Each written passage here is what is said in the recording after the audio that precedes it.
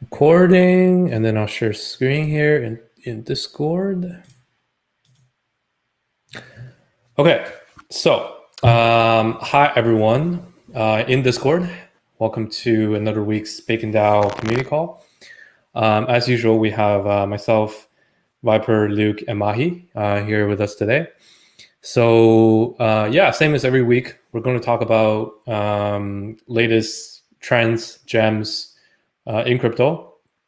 I suspect we'll talk a lot about AVAX and Arbitrum this week, and maybe some other things that have popped up. And Mahi will be talking about mostly KSM stuff, which is still happening and very much hyped up. So yeah, excited for that. Yeah, usually we kick off with Viper, and also just so you guys know, this week we're only live in Discord now, and the call will be a recording which will be posted after in Discord only. Actually, wait, were we going to go live every week on? I don't even remember if we went live last week. Whatever. Yeah, we'll post as a video after. So yeah, let's do this. Viper, what are you looking at right now? So, we're looking at Solana, but as we all saw, the entire blockchain was down for a bit, which caused a really healthy dip if you wanted to buy in. I'm not sure what it's priced at right now, Let's but see. Solana 157. Wow. So I'm actually surprised we haven't recovered after that. Maybe the FUD, just scared people. Felt But is too strong. Yeah. yeah, we were at like $207, and so now we're at it. I think it did as low as 139. I unfortunately was too scared to buy. I'm always scared to buy anything right now. But I don't know. I used to not like Solana. I thought their blockchain was just, or their Explorer page was so confusing. I didn't Yeah. understand anything about it, and I'm very bullish on it.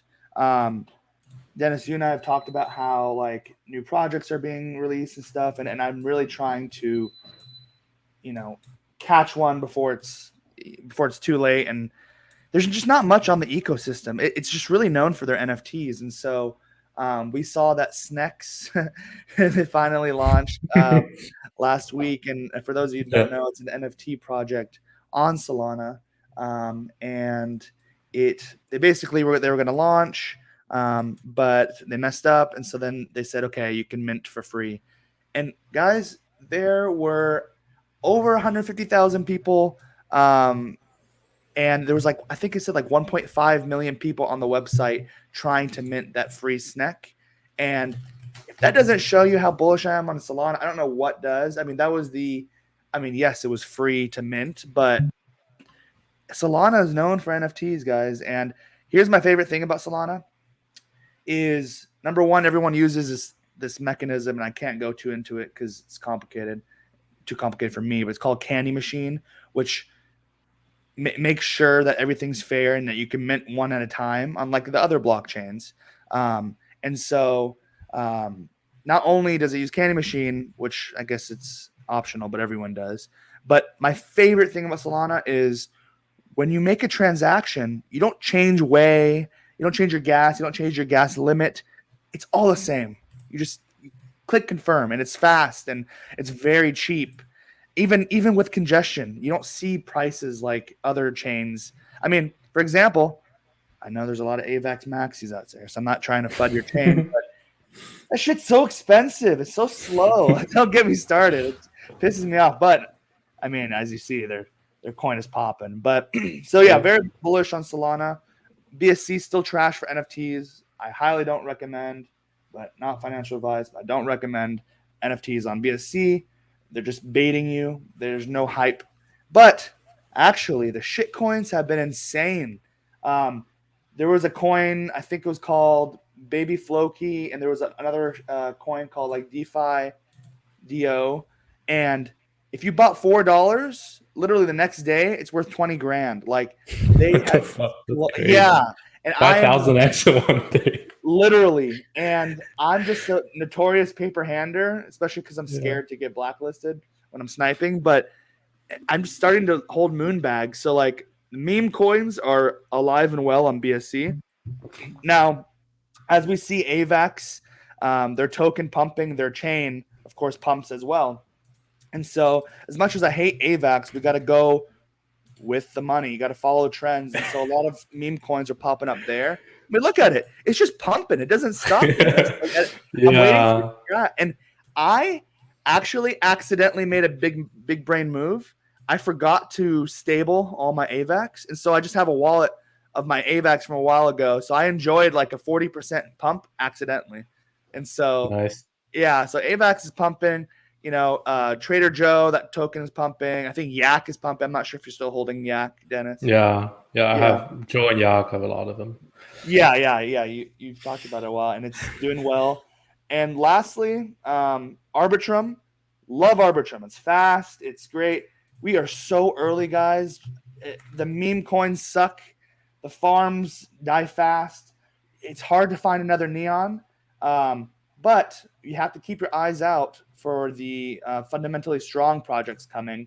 And so be careful. There's a lot of rugs, just like any new chain.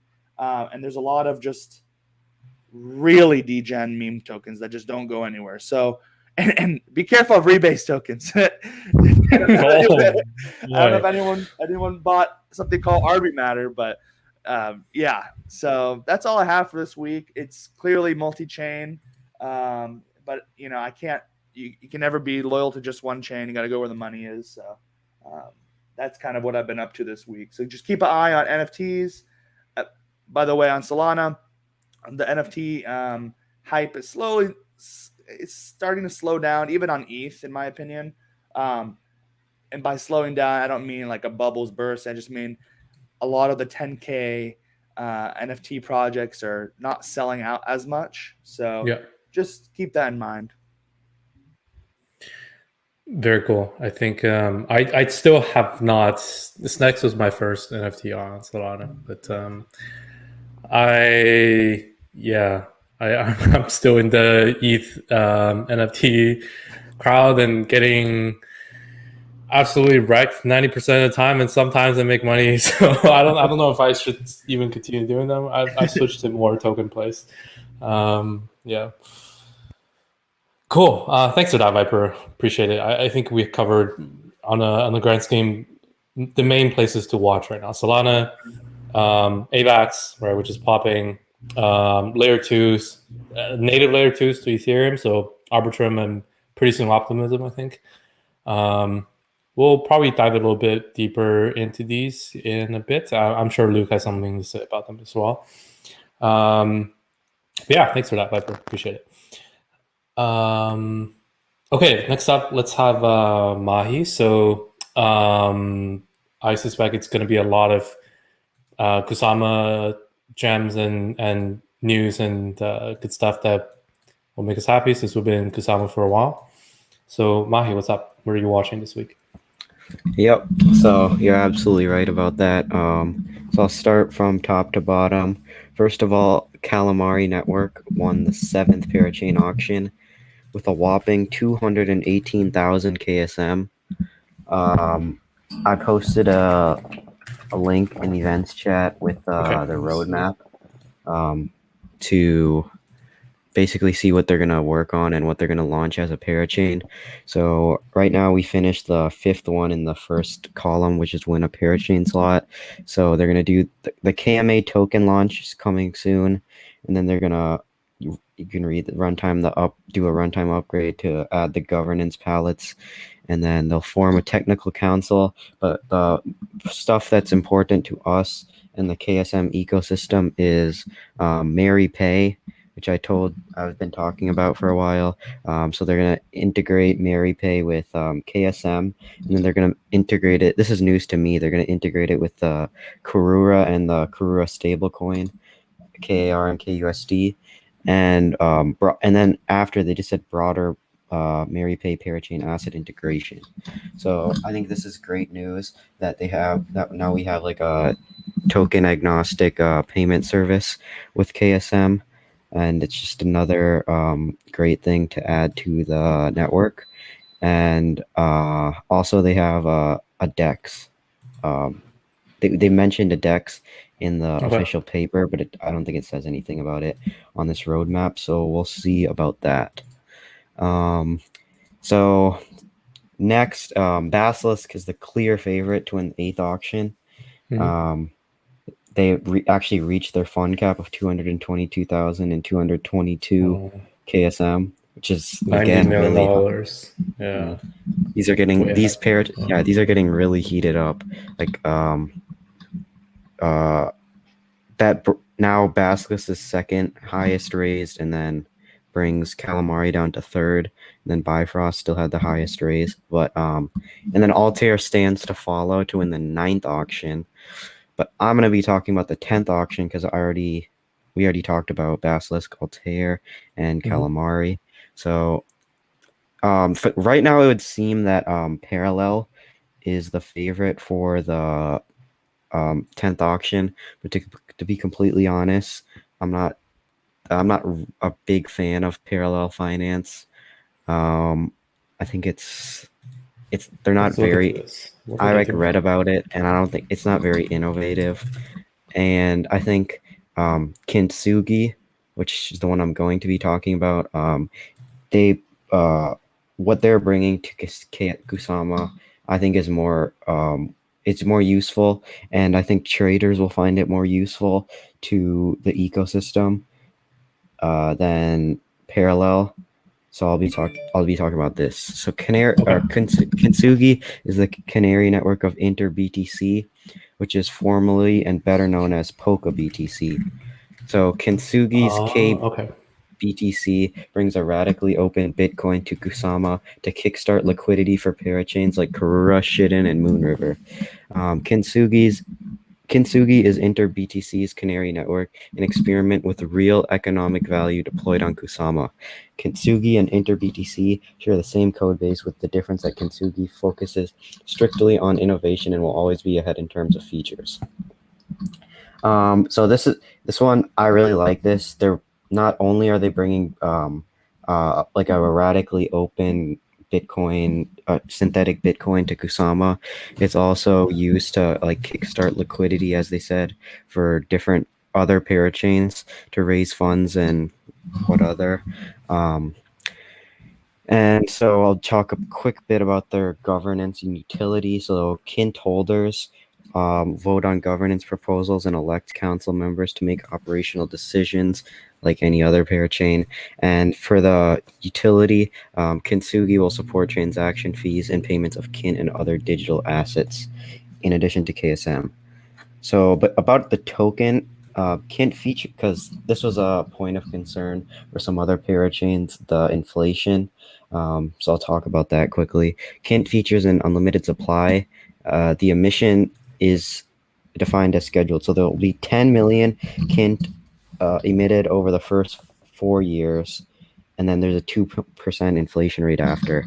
Because a lot of the times you see these parachain assets, they have really high inflation rates after the crowd loans because they can't dictate how much they get from the crowd loan. So whatever they didn't have to distribute in crowd loan rewards, they just write it off as inflation. So that's usually how that works. And also, Kintsugi teamed up with Bifrost. So now we have with using Bifrost slot auction liquidity protocol. So that's also a big benefit because we saw last time when Bifrost partnered up with Calamari and they let them use the SALP function, they raised like another 100,000 KSM, and Kintsugi only needs like I think another, let's see, they need like 50,000 more to flip Parallel, and I think that'll happen. I think that could happen. Yeah. Very well could happen. And like I said, the slot auction liquidity protocol means you get a liquidity mining derivative for your KSM. So you have some liquid of the KSM that you locked up, and you get all of the Kintsugi rewards.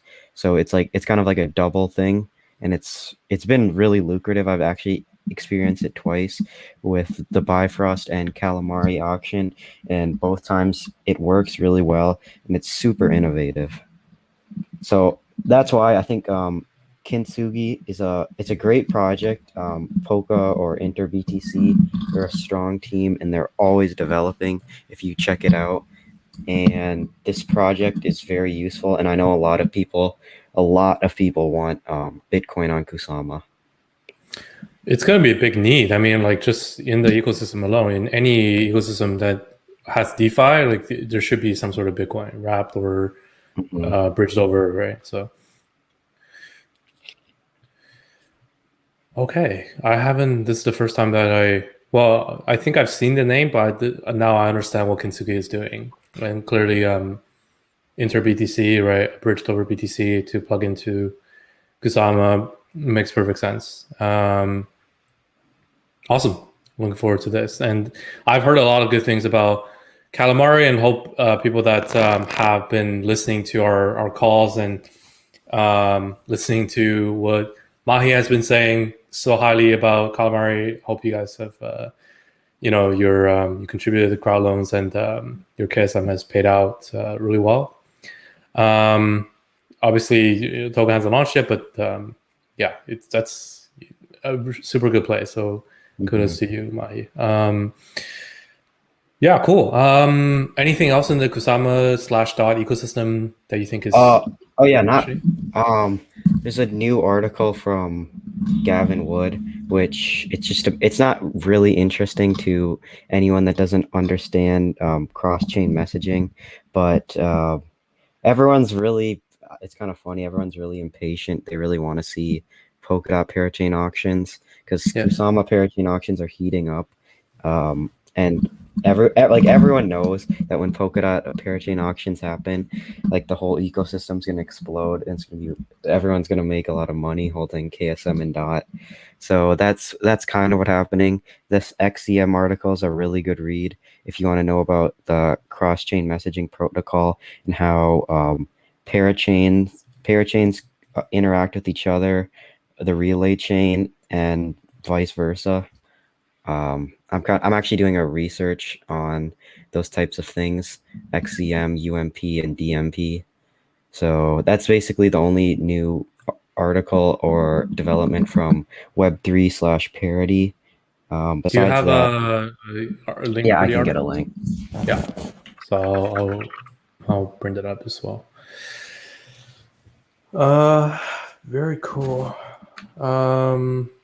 A bit of update on stuff we covered before. I personally covered RMRK, the kind of NFT protocol similar to ERC 721, but very much more advanced and native to Kusama.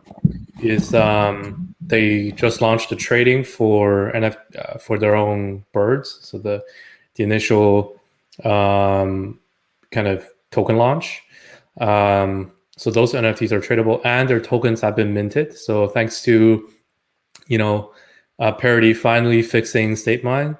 So now there is the RMarket token distributed to your Polkadot.js wallet or whatever Polkadot wallet. And their first exchange is going to be KuCoin, and it will be within the months of September. So the token minting, I think it was Thursday-ish, last Thursday or Wednesday. So typically exchanges don't like to list like later on in the week, let alone weekends, because there's less traffic.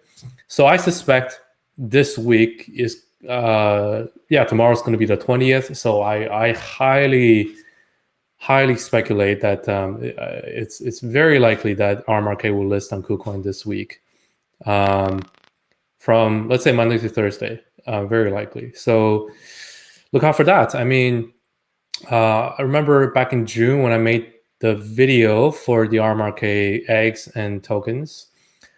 KSM was between $250 to $400, I think. So I think I got in at around $350, maybe $400 per KSM. So that was like a $1.80-ish per token per RMRK. So let's see how it does. There's 10 million total supply for RMRK. So even if it stays at the token sale price of $1.80, that's only 18 million total diluted valuation. you can refer back to those videos earlier, but have big expectations for this project. Obviously, there's probably not going to be a chance to buy for cheap at launch, especially when it launches on something like KuCoin. But we'll see. If there is another dip buying opportunity because it drops close to the token sale price, I'll let you guys know. But I don't know yet. Excited to see how it plays out. Okay, I see Mahi's got the link for XCM. Luke says he got in at 84 cents, dude. Wow, what a steal. Yeah, I got in at least $1.50 ish because I bought my KSM pretty high in June. So I don't even understand this, but good share regardless. It's not really interesting to anyone who doesn't really care about the relay chain and the Polkadot protocol. Okay. But it's just one development, or at least something new that was posted this week. Okay. I love how deep you've gotten into this ecosystem. It's insane. Like I don't know one other person that doesn't work in this ecosystem that like knows more than you. It's kind of crazy. Appreciate it, yeah, but I think for the sake of speculation and the kind of our own members that are in this niche, seeing how Kusama crowd loans and parachain auctions are kicking off the KSM token price and these lucrative crowd loan campaigns for parachain tokens. The Polkadot campaign, the Polkadot crowd loans and parachain auctions are only going to be bigger. So this is the main thing people are speculating, and I'm sure the DOT price action is going to be priced in even faster than the KSM. So when you look at like how KSM start popping up very early September, right? When DOT auctions are final and they are public, I'm sure like the DOT price will be priced in faster. But still, like there will be overall more interest in the DOT and Kusama and Substrate ecosystem. So yeah, it's important to know when that happens and to know that, okay, now is the time to pay attention to these keywords of DOT, Substrate, KSM, because even if you're not holding those and participating in crowd loans, projects might be trying to take advantage of the hype. So yeah, pay attention to that. And for sure, we will update you guys in the PokeGems and our Polkadot chat, as well as the weekly call, when we know for sure when the DOT auctions are happening. So thank you, Mahi, for the update on KSM crowd loans and auctions. Hope everyone can listen. And even though this ecosystem is complicated, there's a lot of alpha here. And usually when things are complicated, it means it's more lucrative. So, okay. Next up, let's have Luke on. Luke, what are you looking at for this week? Hey, Dennis. So keeping the theme of Polkadot, I've been really interested in like Moon River. Or I guess it's KSM, but I've been interested in Moon River a lot and trying to get in on its ecosystem. I think it's valued around like 600 million and around 4 billion fully diluted. So it might not have the best token price discovery. I don't know what their tokenomics looks like either, but I think the ecosystem is probably going to be a strong play in the I think it's still a little early, but I think it's going to be a good play in the midterm and the long run, definitely. That price action is insane. It's just like bull flag after bull flag. Yeah. It's the evaluation. So you're looking at the actual coin itself? I'm going to be looking more into the ecosystem because it's kind of an EVM compatible chain. Yeah. And Mahi, correct me if I'm wrong, but I think it's still kind of a little early in the ecosystem. Like I know Sushi's launched on there, but I don't know how much liquidity, how much volume that they're actually doing on Moon River. So I I know it's going to be really early, and there's going to be a lot of opportunities in there. So I'll be in the polka dot chats too as I explore it, and I think Dave Ether is as well. Okay. And yeah, I think there will be kind of a lot of these DeFi building block plays that we can get in on, and farms and shitcoins, and just trying to be early on the ecosystem, which I think will be best in the like I said, maybe not the best in the short term, but in the midterm, I think it'll be pretty lucrative. Yeah, I think I talked to someone that's very heavy in this. He said there's two swaps. There's Moon Swap and Solar Beam. And Solar Beam is like the more innovative one, I think. Let me look that up. Solar Beam Moon River. Just for everyone that's not familiar, so typically when new EVM chains launch, there's a decent opportunity to jump into the leading dexes, kind of yield aggregators, farms, lending borrowing protocols that are first in that chain. So since Moon River is the kind of most adopted EVM chain in Kusama right now, right? That's kind of opportunities we're trying to look at. And Solar Beam is one that I've heard. I see Dave Ether already follows them. I haven't looked into valuation for this yet, but yeah, just continue. Let me look into this. Yeah, so I think there's going to be a lot of good opportunities. Like Sushi's already adopting, and it kind of fits Sushi's omnichain narrative that they're kind of building up. What else about it? That being said, there's also like Shiden Network too, which I think I know a little more about Shiden actually. Shiden is not only EVM compatible, but it's also WebAssembly, and Right. I think something else, but I really don't remember off the top of my head. But essentially, it's going to be kind of like another hub and kind of another layer within Kusama. But from my understanding, it's going to be the smaller. It's going to take the minor role to Moon River's major role. So I think there's going to be still a lot of good opportunities there. I just don't know.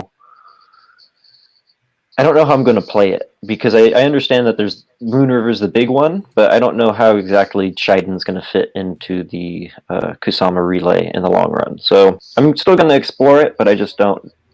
I don't understand it completely yet. Mahi, what do you think? Are you still here? Yeah, I wouldn't like pick one favorite over the other.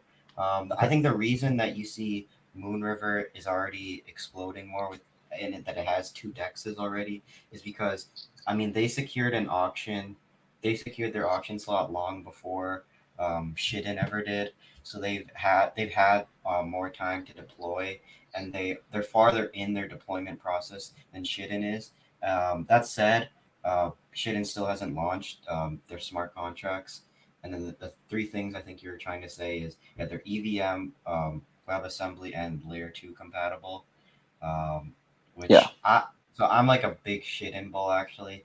So I don't know if I'm trying being biased, but I think it's worth evaluating both and trading both tokens. Obviously, Shiden has a much lower market cap because it's not fully deployed.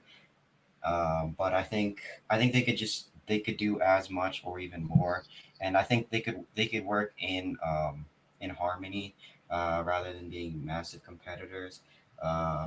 There's obviously scalability issues with every dApp launching on one of the EVM compatible chains. So I think some traffic will be split between Moon River and Shiden, and I think together it'll be a great pair and great pairing for Kusama. Yeah, I 100% agree with that.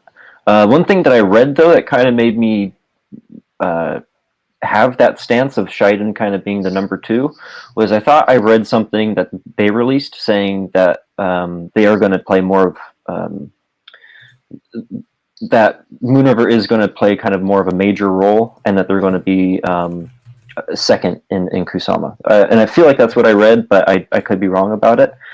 Yeah, am I wrong about that, Mahi?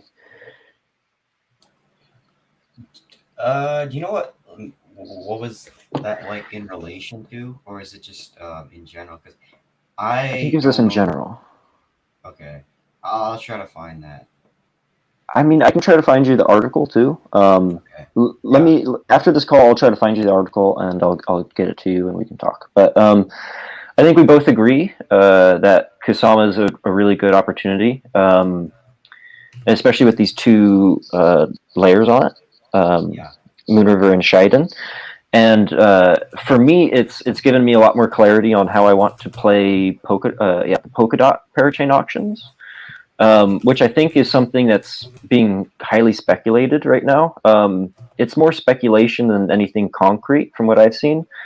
I've seen, I don't know exactly who's releasing these articles, but I think it's like the teams who are building on Polkadot. They've kind of released a lot of vocabulary about Polka Chain auctions coming up here real soon.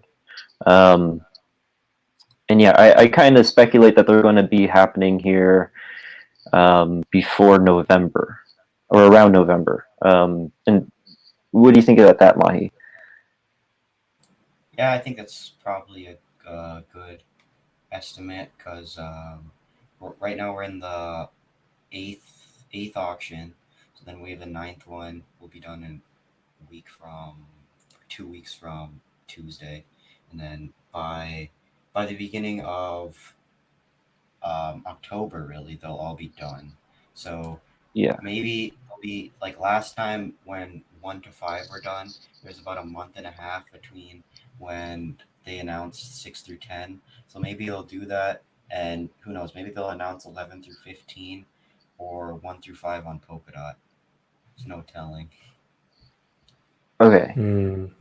So Polkadot doesn't have any parachain auctions yet, so they're going to release 1 through 10.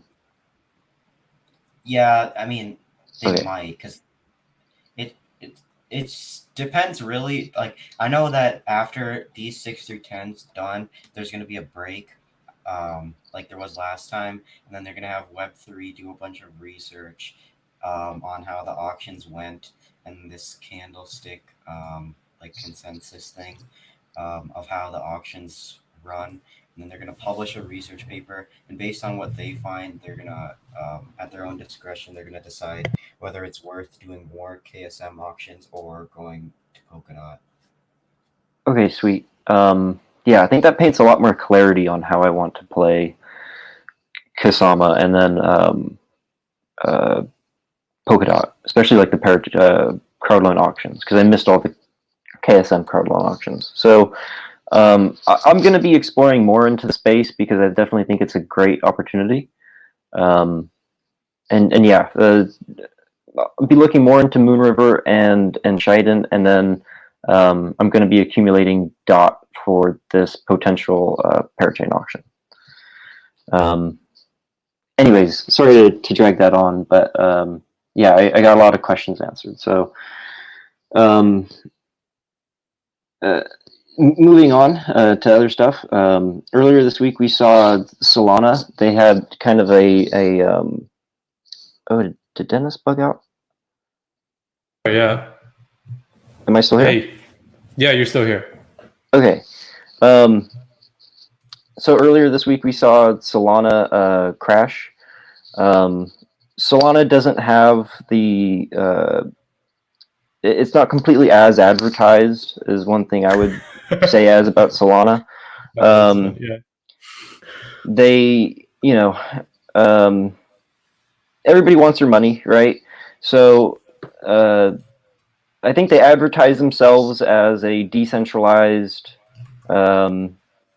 layer, which is kind of it's sort of the case. It's not 100% centralized, but there is centralization around Solana. There's high startup costs for being a validator. I think it's around $20,000 to be a validator. So this kind of centralizes the Solana in a lot of aspects, and this is why they're able to have such high transactions per second, is because it's not as decentralized as Ethereum, Bitcoin, Near, and a lot of these other networks. Which yes. So what happened was Solana is currently running around 2,000 transactions per second, which is around which is a lot less than their claimed 100,000 transactions a second. So the other day when a minting happened, the network got bogged down with 300,000 transactions, and it couldn't handle all this input all at once.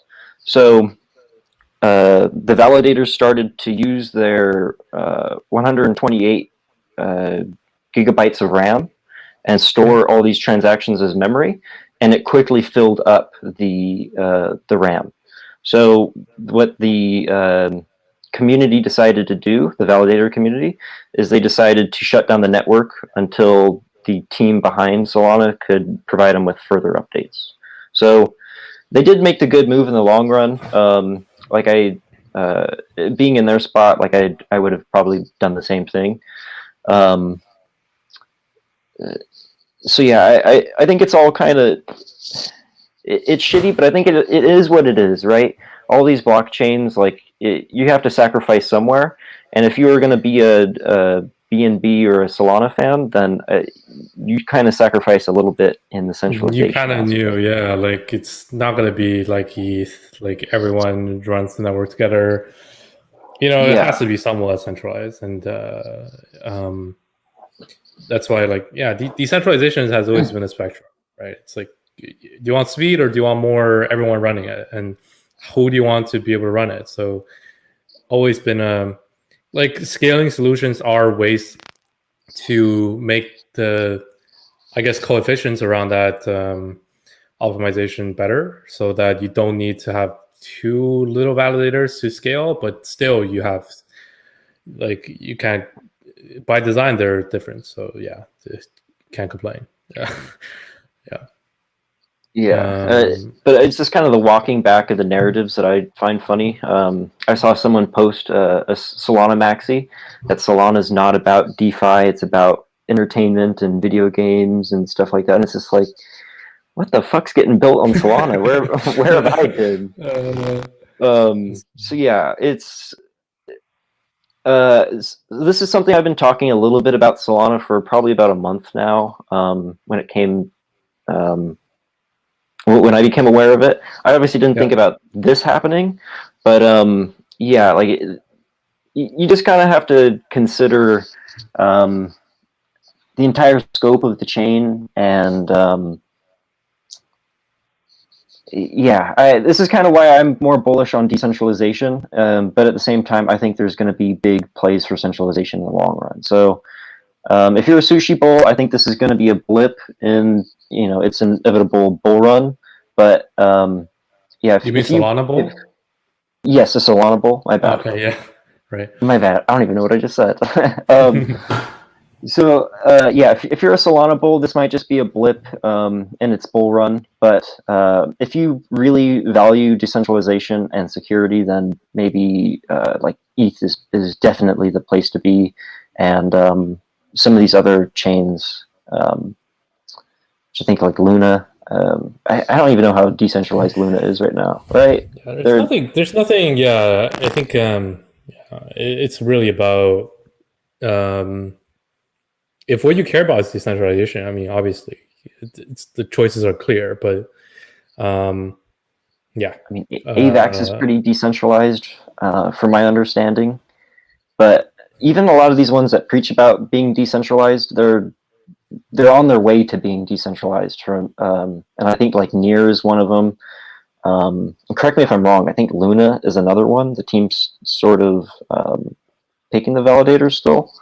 But anyways, moving on to something I know a lot more about. Sushi got exploited this week, and it was just a front end exploit, and they lost around $3 million before the person sent it back. whoever exploited them. Sushi speculate it was the front end dev for the website, but he kind of he denies it. So yeah, there's kind of been this pullback on Sushi, especially with Zero X Maki leaving. So I think there might be kind of a pretty good buy the dip opportunity. Yeah, so that would sum it up pretty well, this JPEGs article by Rect. Mm-hmm. So I think there's probably going to be a pretty good buy the dip opportunity because I think Sushi is probably one of the best dexes out there, and they're across pretty much every chain. And yeah, especially with Shoyo coming up and a few other catalysts, I think Sushi might be something to look into buying especially if you're a little bit more risk averse. Yeah, I've been looking into it a lot and kind of conflicted because we talked about this offline too, right? So Sushi is if you compare it to Uni or any of the main Ethereum plays, like Sushi is purely multi-chain, right? Very, very heavily. Any new chain that comes up, right? They're now on Arbitrum. They have been on AVAX for a while. They're on like Phantom and Harmony and all these other. I'm not sure if they're on Near yet, but like I assume they will be. If not, so like if there is a multi-chain future where tokens are across any EVM chain and people need one place to trade it, like Sushi is the place. You go on the Sushi interface, right? Like sushi.com, and then you go to like swaps, and then on the top right, you select the chain. There's like 18 chains on there. But problem is that's a narrative, right? But our trading and overall future multi-chain, like I don't know where to look for that. So here are all the chains that they're on, right? And they're on Moonriver already also. But there's this person that I follow a lot on Twitter, Sisyphus. Yeah. Yeah, so he pulled out some good data there for volume, right? For trading volume on Sushi over for the past year since beginning of 2021, and color coded here are kind of blue for Ethereum mainnet, red for other chains, and pink for layer 2 Ethereum. So this is mostly Arbitrum here. Basically, what this is showing is that like even though Sushi supports all these chains, most of Sushi's own volume is still on ETH layer 1. And we know that on ETH layer 1, Sushi is eclipsed by Uni in volume. So it's not that what we see is wrong. It's just that there isn't as much trading that's being developed on other chains. Yeah, yeah. Oh, go ahead. You can complete your idea. So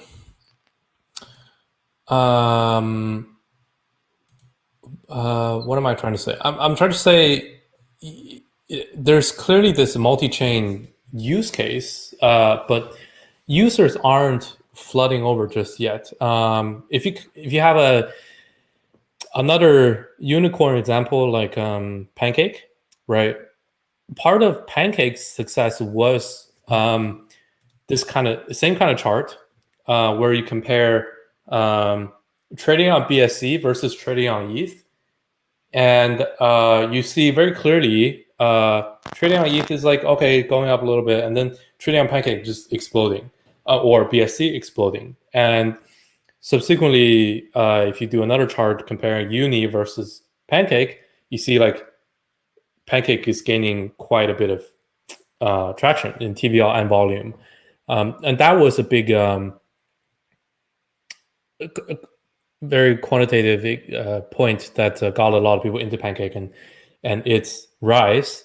And you can, after the data is there, you can form narratives around it and say, okay, this is because BSC is faster, and like the retail is trading on there. There's so much shitcoins, and and all of that, and that's what we saw. Pancake being explosive. We haven't seen that for sushi on other chains of this omni-chain narrative. The narrative makes sense to us, but the data should come first. So while I want this to be playing out, and I do have a lot of sushi, I really wish this trend isn't. I mean, maybe there is a little bit, but that's still sushi's own volume on ETH layer 1. If, for Yeah. example, all of this is like red bars, that would be much more convincing, but it's Well, not. So. my take on it, real quick. Yeah. Because I saw you responding. I read what your guys' takes were, but the omnichain narrative is the only one of the only narratives that kind of makes sense, in my opinion. I don't think it's necessarily here yet. So, like, you guys, Sisyphus was talking about trading volume. Yeah. So I just looked at QuickSwap's trading volume right now. They have $40 million in trading volume. So we've kind of seen the Matic narrative kind of peter out. And I think if we look at that graph that he posted, that's right around when Matic was blowing up, right? That non-ETH chain, it wouldn't be a layer 2 in his eyes, I don't think. So that would be right when Matic was starting to gain a ton of following, which would have been, so that would have been right when Sushi would have launched their DEX on Matic. Or Polygon, I should say. So I think there might have been, that blow up of Sushi's over on Matic or Polygon, and Polygon was blowing up, so it grew in volume there. And Sushi was always half the volume of QuickSwap anyways, besides like a couple days. Because I was kind of interested in what was going on, so I remember this pretty clearly. So I think with Sushi being now at $20 million in daily volume to QuickSwap's $40 million in daily volume, I think it makes sense, right? Like, it's just kind of Matic is dying out, and like we're kind of moving on to the next thing. And yeah, like these next chains are like, there's not maybe the most excitement in these next chains, like Moon River and whatnot, but I think in the long run it kind of makes sense. And something that kind of supports this in my eyes is kind of just video game just the sheer amount of them needed, just one game. So like just looking at like Axie Infinity, for example, they had to branch out to their own blockchain, right? And now, because they only have swaps on their blockchain, so like I could interact with their marketplace. I could buy an Axie, I can buy land, and then I can gift those Axies to my scholars. That's the only way you could use the network right now. But in their next coming updates, in like the next month or two, they're going to be adding a DEX, and they're going to be adding they're definitely adding a DEX, and they're definitely adding a couple more DeFi stuff. I don't think they're going to be adding like lending and borrowing, but they're doing something to like bring DeFi onto the Ronin chain. And I think when you back out and kind of understand, like, everything that all the crypto people say that's going to go on chain is not going to happen on 1 or 2 or 3 chains. If we're going to have parking lot NFTs for your cars, where each parking spot is an NFT, and every video game is connected to Solana or Ethereum blockchain, I don't think it's feasible in the long run. So yeah, I think the omnichain narrative makes sense if we're going to extend blockchain use cases past like DeFi, which I really do think we are, like with video games and stuff like that. So yeah, I think omnichain only makes sense in my eyes, unless we get regulated to hell. So I hope that's true too, because I'm betting on that. But I want to see. It's not that sushi isn't doing it right. It's like might be too early. Like when we see chain versus chain volume, let's say like every other except for BSC, but every other EVM chain that's not ETH, if their total aggregate volume is like growing against ETH, then sushi for sure is gonna pop up because like they are the number one multi-chain DEX, but haven't seen that yet. So so far it's only TVLs. It's only like people moving to these other chains to farm. So maybe that's the better play. Is like multi-chain farming right now instead of multi-chain DEX. Oh yeah, I think that is 100% the play. I think this is something that I've kind of preached a little bit about. I maybe not have said it so clearly as that, but like I've been kind of saying to farm PNG and farm Quick, and those are the two that I really preached about. But like farm Define also, and farm these chains because of this. Sorry, I'm kind of losing. I'm trying to find volume amongst these chains right now. Yeah. So is there any? Okay, let's say I think DeFi Llama is a good tool for this. So when you go on DeFi Llama, there's trading volume for DEXs, but there's also TVLs per chain. Yeah. And Okay. couple that comes to mind like AVAX, Phantom, near here chains, right? So like if Maddox 24-hour transactions are coming down also, then I think it makes sense. But if Matic is growing in transactions and total value, and Sushi's pulling back in volume, then that's a bad sign, right? I'm not sure I follow that. Could you repeat that? Yeah. Sorry. So if so going back to the volume, and remember how Sushi had higher volume on non-ETH chains in May? Yeah. So if Matic was growing in total value and transactions, since May, and Right. Sushi has been declining, then that would be a pretty clear red flag that it's not working out.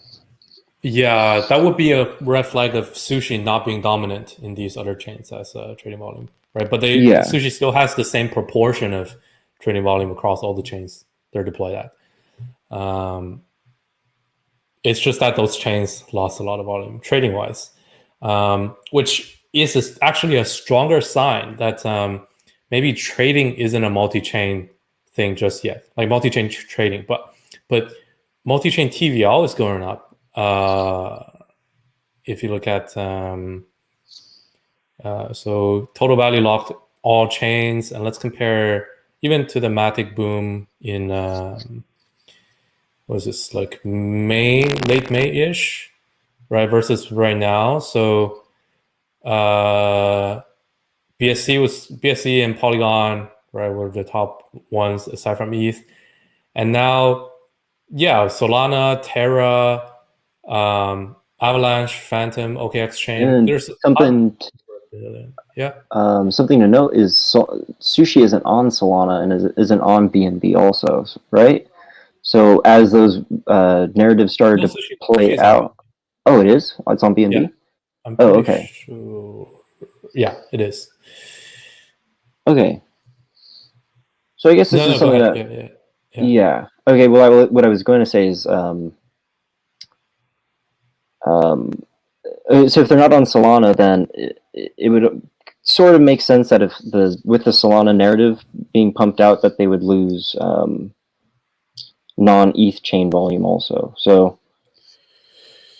Right. I think so. Here's what I'm saying. So Sushi's market share in multi-chain DEXs is clear. Like there's no question about it.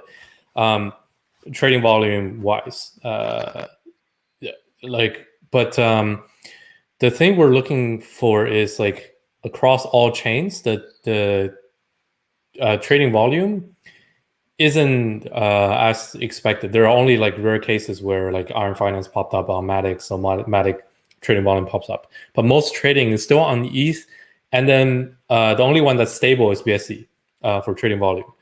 So that was the bull case for Pancake, because Pancake is BSC native and dominant.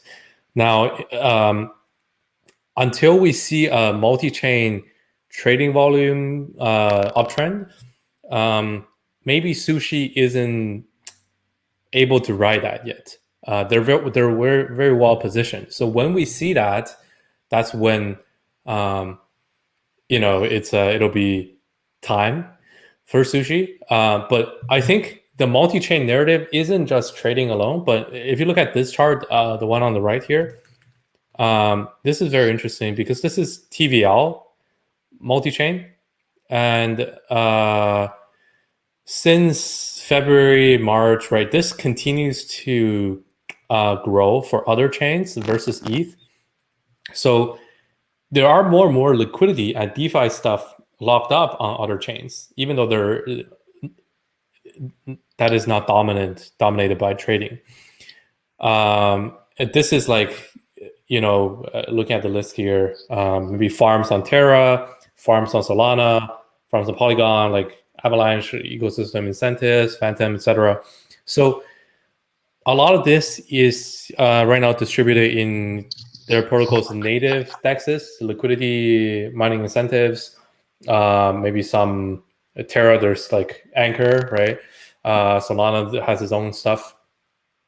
If there is multi-chain farming front end that can aggregate all of these yields and adopt to the latest farms incentives across any EVM, that would be a killer project. I'm not sure if there is one.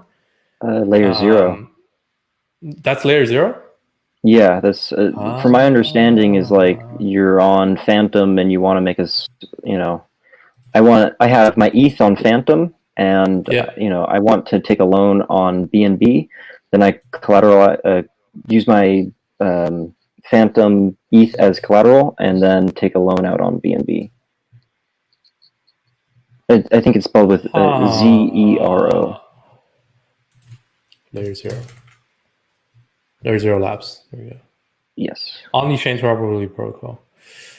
Maybe that's the way, right? I imagine if it's like something that looks like Yearn, but just multi-chain, and I have my, let's say, Curve USDT on layer 0. If I can deploy if it can show me all the pools across Avalanche, Phantom, BSC, Harmony, Moonriver, Near, right, and just show all the APRs, all the TVLs, all the assets, right, rank them by APY, auto compounded, stablecoin versus LP pools, and then I just like one-click zap across any chain. That's killer, because clearly that's there's no discoverability around that. Like you have to, I even though I know there's this multi-chain farming narrative and it's hot, I have to Google best farms on Terra and find the best APRs, and then best farms on Polygon, best farm on Avalanche, best farm on Phantom. Go in there and find the aggregator for that chain and post it in Bacon's Gems. Yeah, it's like that's like so much work. I don't know if that's where they're going with this, but I think okay. But yeah, it is going to be a cross-chain, make protocols interoperable with each other, like cross-chain. So yeah, definitely something I'm looking forward to. Okay, damn. If this is it, like I'm in this. Like gotta look into this. Yearn Finance is looking to be a cross-chain yield aggregator in their next update. Yeah. So V3 is going to be coming out here soon, and we pretty much know that they're going to support Phantom at least. You're right.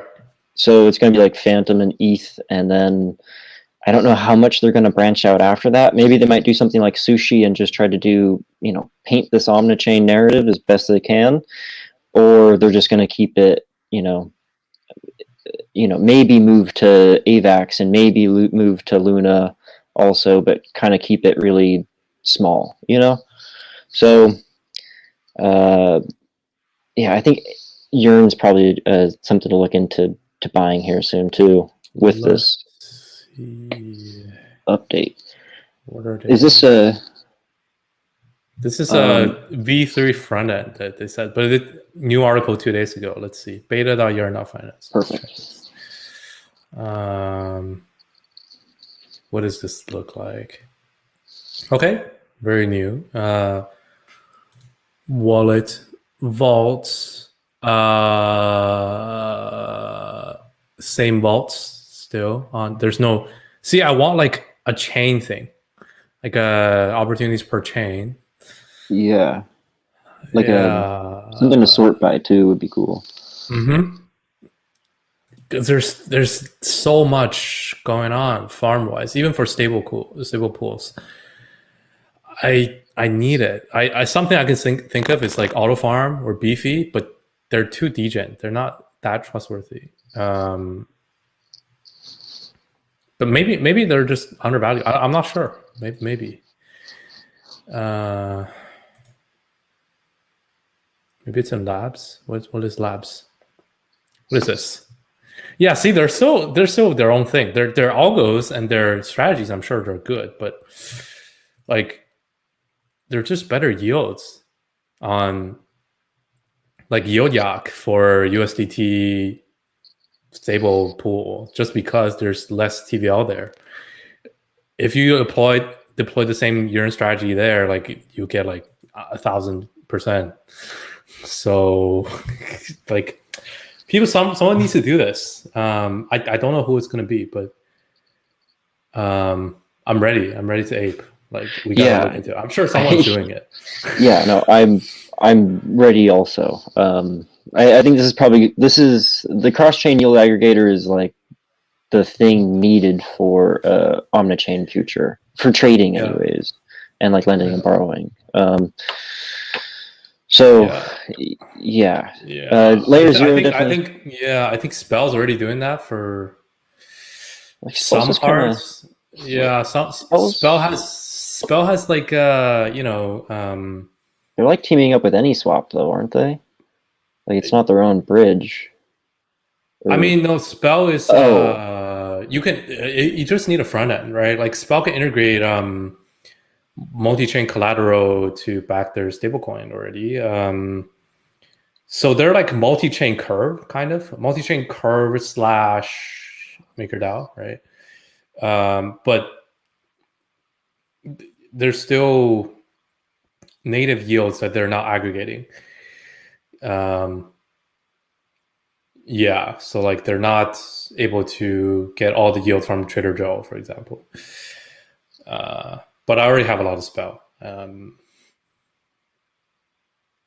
don't know if you get what I'm saying, but it's. I wonder who's doing it, because that's another quantitative driven thesis, similar to Pancake. Like people saw, I'm sure like the early VCs in Pancake and the ones that bought on the secondary market, they probably saw trading volume on BSC overall take off, and they identified like the top dexes on BSC, and the winning one was Pancake. So we are seeing early TVLs for farms on other chains taking off, but there's no multi-chain farm. No, maybe I'll go buy Beefy or something for Auto Farm. I don't know. I don't know. Maybe that's it. I'm overcomplicating. Whatever it is, I'm certainly waiting for it. Yeah. Maybe like Octopus Network. Maybe it's that too. Like maybe that is the yield aggregator that we're kind of missing out on. Which almost seems to be the case, but it's not how they advertise themselves. So Dap chains. It sounds like it's just kind of just for relaying liquidity. I'm sure they can do it. But it's like, are they doing it in the front end? Right. When I go into the app, is it a yield aggregator? No, I don't think so. I think it's just infra. Yeah. Anyways, yeah, we've dragged this on for too long, but I think this is a major alpha for a Yeah, I very agree. large trend. Yeah, I gotta do more research to find it. Well, if I find it, I'll let all you guys know because it'll be a big play, and I don't think there'll be early pricing in. Yeah. Yeah, hopefully not. We can get sent to the Okay. moon. Yeah. Let's take some questions, dude. We've talked so much for that. Shetton asked, "Have you sold your dog NFT token?" No, I still hold it. I plan on selling when it's 1 billion total diluted. That's a fair valuation that I see. I don't see much questions here. Yeah, will this be available to view later tomorrow? Yeah, this will be. I'm recording this right now, and I'll post this right after the call to the Bacon DAO YouTube. Yeah. Can you talk about optimism? Yeah. What do you think, Luke, about optimism? Is it? Yeah. So that was actually one of my notes. My other notes that I were to talk about were optimism, brush, GMX, and parallel. But optimism is another optimistic rollup, very similar to Arbitrum. Arbitrum obviously blew up here recently because it preserves ETH's security measures. So a lot of the Ethereum maxis are willing to bridge over to Optimism versus other quote-unquote layer twos. What is it preserve? You mean Arbitrum and Optimism, right? Yes, the optimistic rollups preserve Ethereum's security. So yeah. We see a lot of like big whales and Ethereum maxis are more willing to adopt these optimistic rollups, which again are Optimism and Arbitrum. So Arbitrum's popped off a lot more than Optimism recently, and it's because they released their product like a couple weeks sooner. I'm pretty sure they released around the same time, but Arbitrum had higher limits, so there was more it was able to process more transactions a second. So Optimism has something that caught my eye recently. They just announced one-click deployment. So any protocol that is built on ETH just has to pretty much copy and paste onto Optimism. So I think we're going to see a lot. We're going to see some pretty good adoption of Optimism. I don't know if this same one-click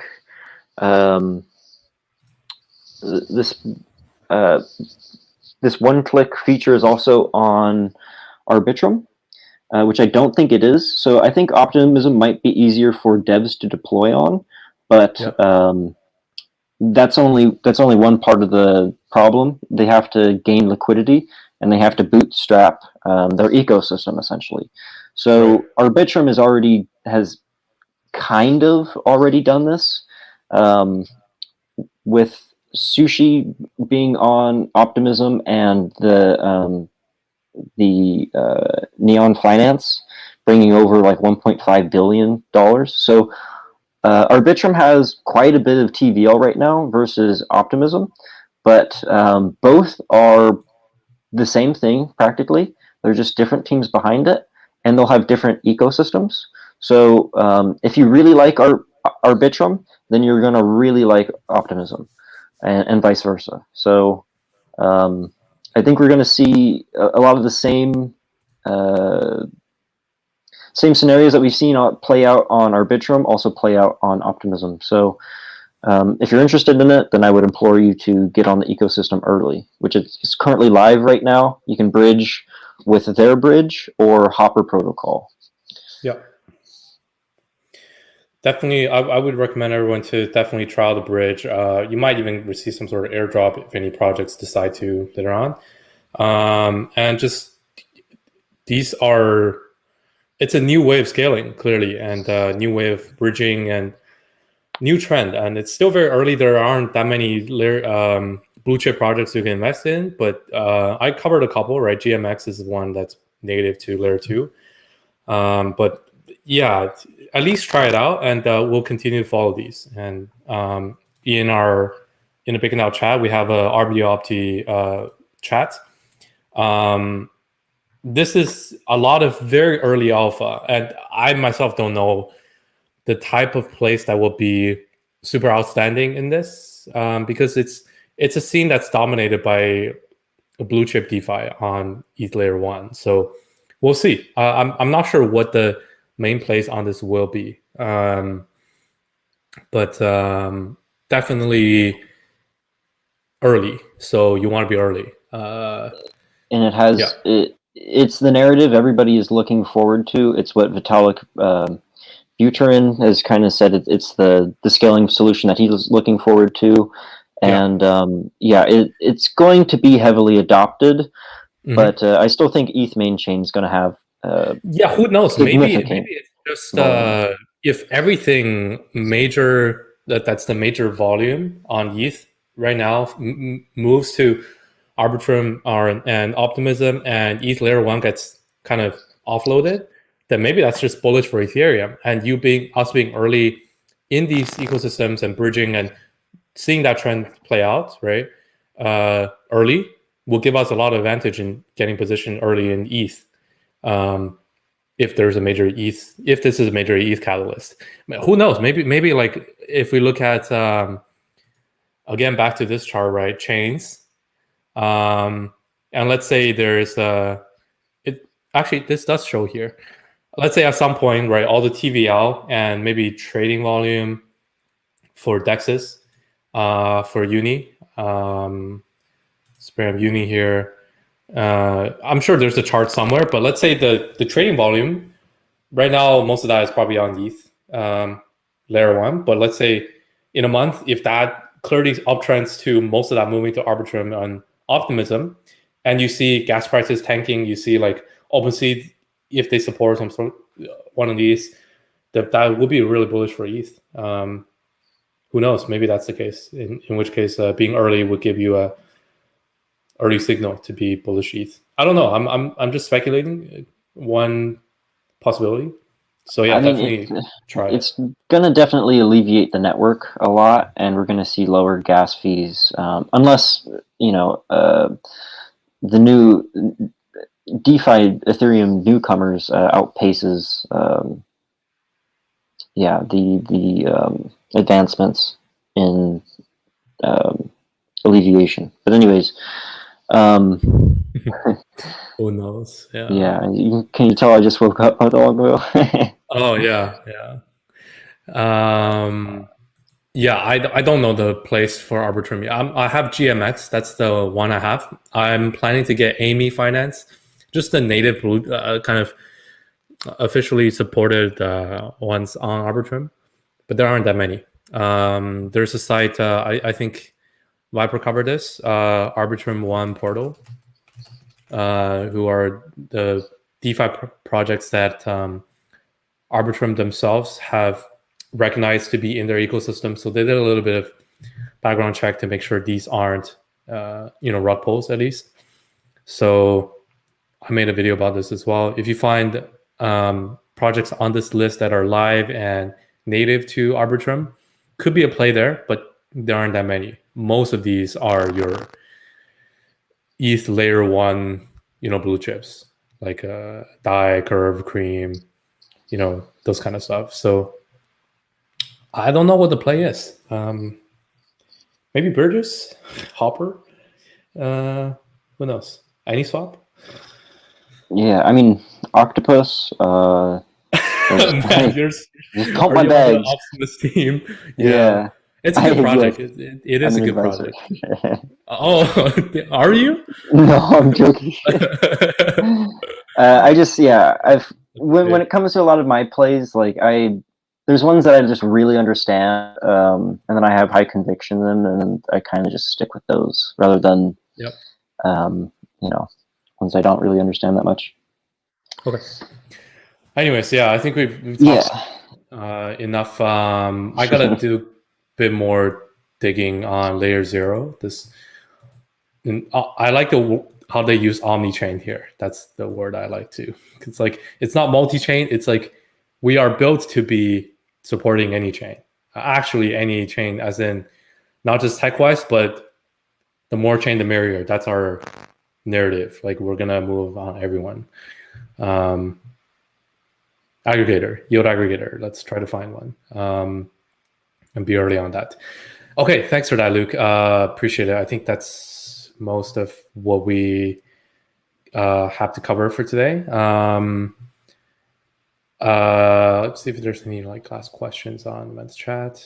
Are you all planning to participate in Amy's Finance on September 21st?